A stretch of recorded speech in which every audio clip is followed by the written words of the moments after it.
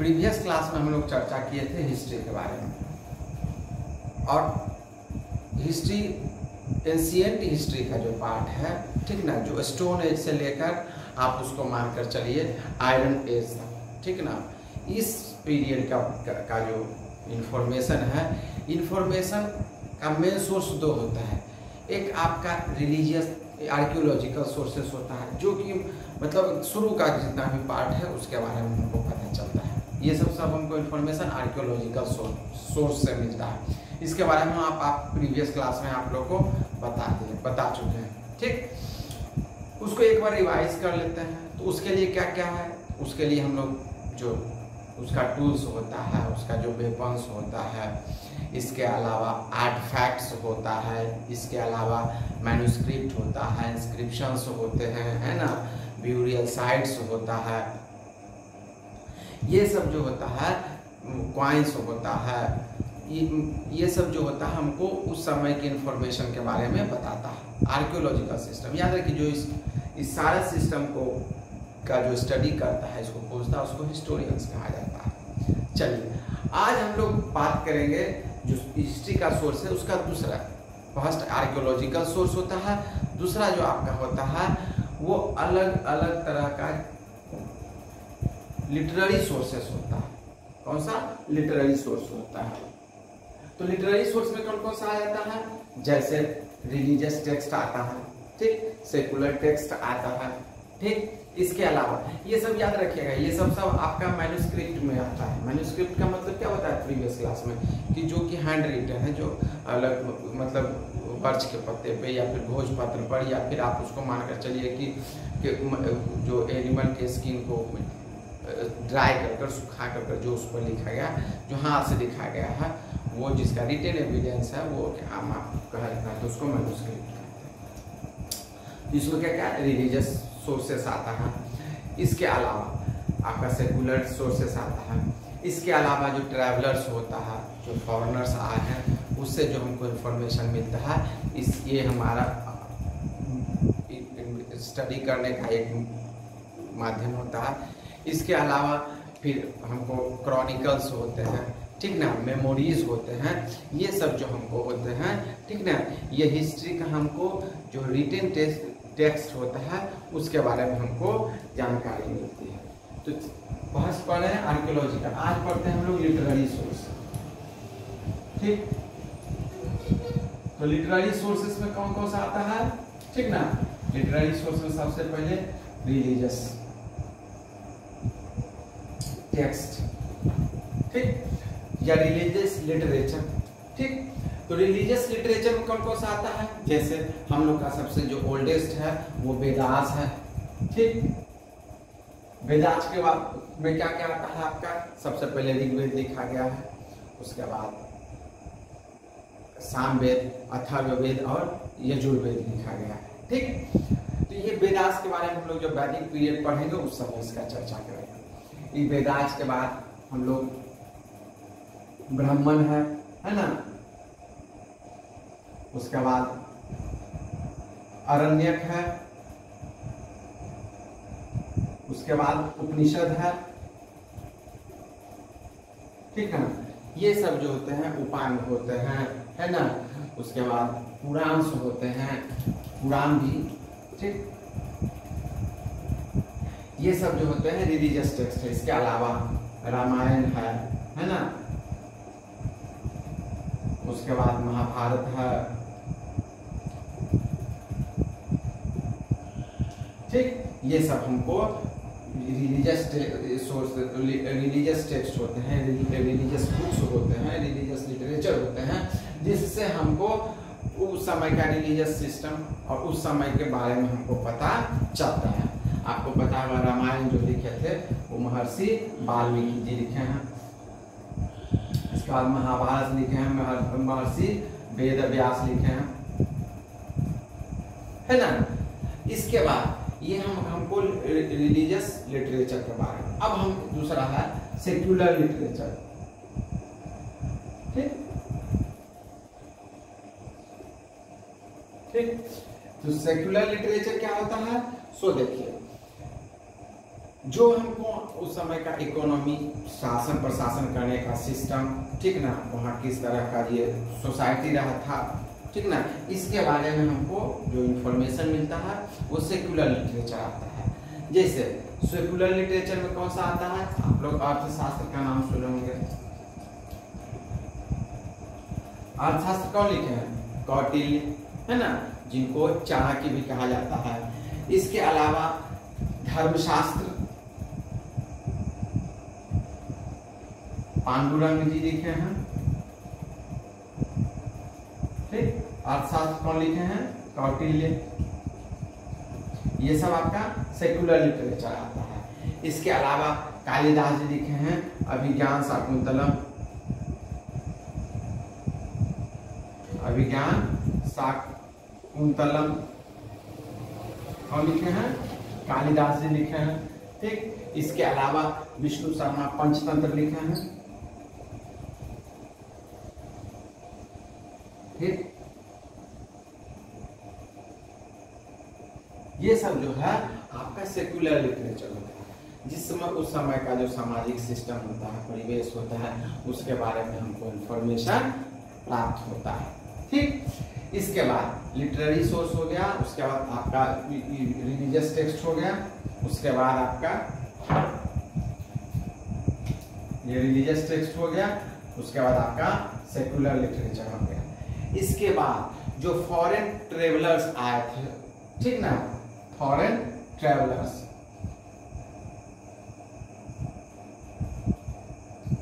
ठीक। तो foreign travellers basically 3 मुख्य थे, कौन कौन सा, मेगास्थनीज, ठीक, एक, उसके बाद फाहियान, उसके बाद वेन्सांग आए थे। मेगास्थनीज किसके समय आए थे, चंद्रगुप्त मौर्य के समय में आए थे, ठीक। कौन सा, मेगास्थनीज,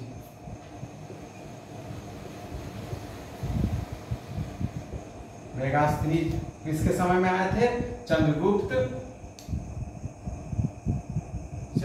मौर्य के समय में आए थे, ठीक। ये जो बुक लिखे थे बुक का नाम क्या था, इंडिका था, ठीक। उसके बाद मेगास्थनीज के बाद कौन आए थे, फाहियान, ठीक। फाहियान जो आए थे वो चंद्रगुप्त विक्रमादित्य के समय आए थे। किनके समय, चंद्रगुप्त विक्रमादित्य। याद रखिए बहुत सारे राजा जो है, लगभग 14-15 राजा जो है, आप मतलब पूरी नोन हिस्ट्री में अपना जो उपाधि है, ठीक ना, सरनेम जो है वो विक्रमादित्य लगा है, ठीक। तो फाहियान जो आए थे वो चंद्रगुप्त मौर्य के समय में आए थे। इसके बाद आए थे कौन, वेन्सांग, है ना, ठीक। वेन्सांग किसके समय में आए थे, तो हर्षवर्धन के समय आए थे। वेन्सांग किसके समय में आए थे, हर्षवर्धन के समय आए थे, ठीक। तो वेन्सांग जो है वो कौन बुक लिखे थे, सायुकी बुक लिखे थे, S.A. सायुकी, ठीक। ये सब फॉरेन ट्रेवलर्स हैं जिनके अकाउंट से हमको उस समय का जो सिस्टम है, उस समय का जो शासन प्रशासन, वहाँ सोसाइटी, ठीक, कल्चर, सिविलाइजेशन के बारे में हमको पता चलता है। ये आपका हो गया फॉरेन ट्रैवलर्स, ठीक। इसके बाद आपका फॉरेन ट्रैवलर्स के बाद क्रॉनिकल्स, ठीक। क्रॉनिकल्स में क्या क्या क्या आता है, जो इस तरह का इंफॉर्मेशन जो कि लिखा गया है, ठीक। कौन क्या लिखा गया है, जैसे अब आईने अकबरी लिखा गया है ना, राजतरंगिणी लिखा गया है ना, ये सब जो होता है वो आपका क्या होता है, क्रॉनिकल होता है। इसके बाद जो हमको इंफॉर्मेशन मिलता है वो हमको क्रॉनिकल से मिलता है, ठीक। ये ऊपर नीचे हो सकता है, ये आप अपने हिसाब से लिख सकते हैं, लिखने वक्त ये प्रॉब्लम नहीं है कि इसी सीक्वेंस में लिखना है, ठीक। जैसे इसमें क्या लिखे थे, कल्हन जो है वो राजतरंगिणी लिखे थे, है ना,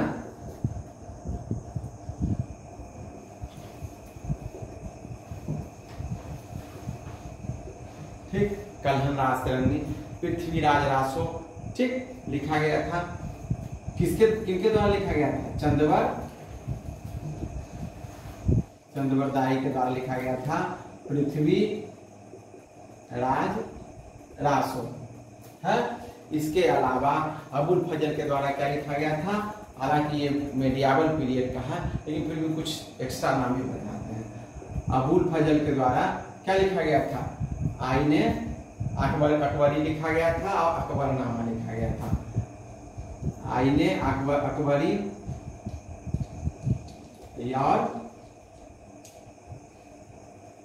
अकबरनामा किनके द्वारा लिखा गया था, अबुल फजल के द्वारा लिखा गया था।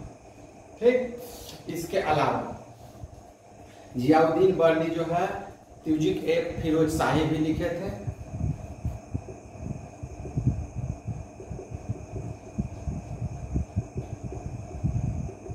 जियाउद्दीन बर्नी लिखे थे।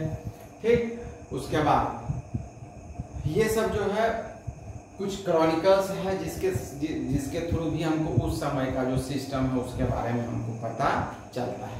इसके अलावा कुछ मेमोरीज के बारे में भी। ठीक, तो मेमोरीज में कौन कौन सा आता है, बिल्हन जो लिखे थे वो विक्रम देव चरित लिखे थे। ठीक, और बाण भट्ट जो लिखे थे वो क्या लिखे थे, हर्षचरित।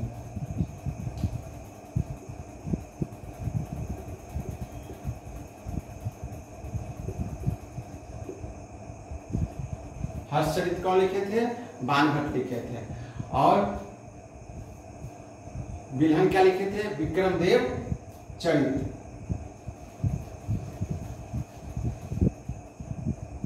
विक्रम देव चरित, ठीक ना,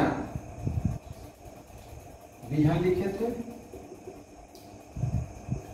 ठीक, ये सब जो है कुछ मेमोरीज है जिससे भी हमको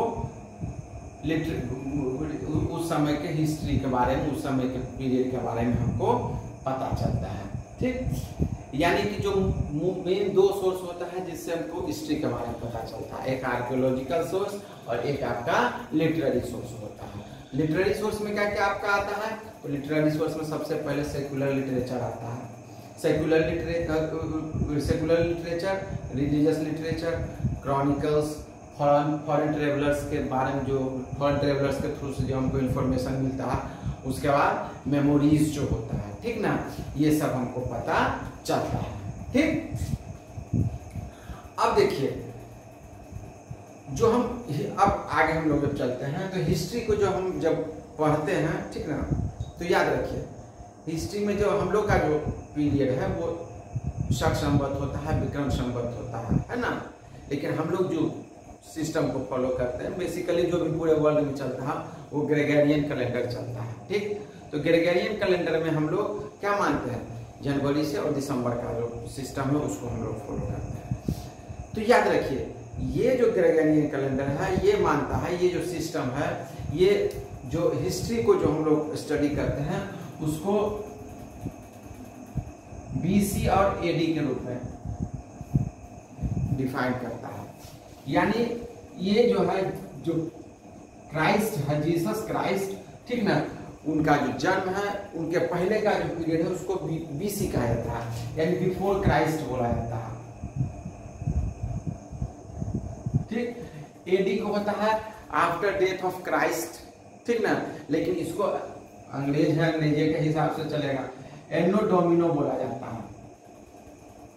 ठीक ना, इसको आप लोगों को याद रखना है। ठीक, बहुत सारे जगह आप देखते होंगे BCE लिखा हुआ रहता है, ठीक ना। उसका यानी कि ये जो होता है इसको बोलते हैं, C का मतलब होता है कॉमन एरा, कॉमन एरा होता है, ठीक ना, यानी बिफोर कॉमन एरा, मतलब ये जो BC जीसस ये जो पीरियड है वो आपका BCE होता है। ठीक, इसके बाद हिस्ट्री को जब आगे हम लोग पढ़ेंगे, ठीक ना, तो हम इस टॉपिक्स को अब अलग अलग सिस्टम से डिवाइड करके पढ़ेंगे। जैसे हम लोग इसको मतलब 3 पीरियड में डिवाइड करेंगे। सबसे पहले जो हम लोग इसको पढ़ेंगे पैलेओलिथिक एज के हिसाब से पढ़ेंगे, ठीक, जिसको हम लोग palaeolithic age, mesolithic age, neolithic age, chalcolithic age, इस तरह का ये आपको आगे आने वाले नेक्स्ट टॉपिक्स में आपको बताया जाएगा। ठीक, अगर किसी भी तरह का समस्या है, प्रॉब्लम है, तो आप कमेंट बॉक्स में जरूर पूछिए। ठीक, धन्यवाद। जय हिंद, भारत माता की जय।